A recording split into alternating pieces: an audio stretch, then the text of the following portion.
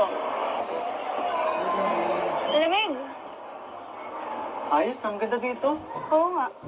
Mas okay na ako dito. Wala nakakita sa akin. Kulong. Tago. Oo, tago. Pero ang cute mo dyan. Yung ka na naman. Alam mo yung Winnie the Pooh? Ganun. Oh, hindi malaki tiyan ko. Hindi ba? Tinatago mo kasi. Hindi nga malaki tiyan ko. Siguro gusto mo lang makita abs ko, no? Baka mapabili ka ng calculator dito sa SM. Baka di mo bilang abs ko. Isa lang, bilbil. Ang galing mo dyan. Grabe ka.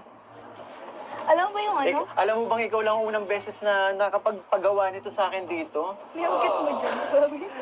Grabe ka, ang lamig pa. Pero alam mo, okay lang. Bakit? Kasi finally, naisama na rin kita sa labas. Pero Finally, nakapag-date din tayo. hindi to date kasi ginawa mong katatawa. Ano? Yan ka na naman. Eh paano? Ginawa mong katatawanan yung sarili mo. Tingnan mo yung tsura. Tumigil ka na, kanina ka patawa ng tawa dyan. Tsaka mas okay na to kesa sa amoy biik. Okay lang. Okay lang. Wait, bili lang air freshener.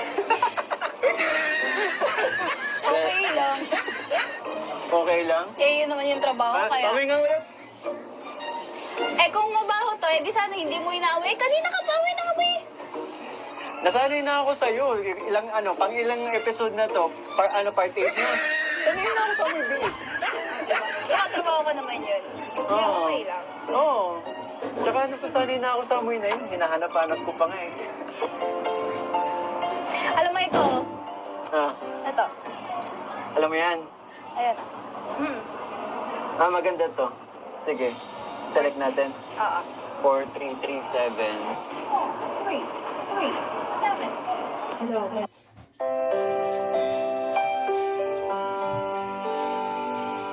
Kantahan na tayo sa farm. Kantahan pa din dito sa date natin. If you love me, let me tell me, please be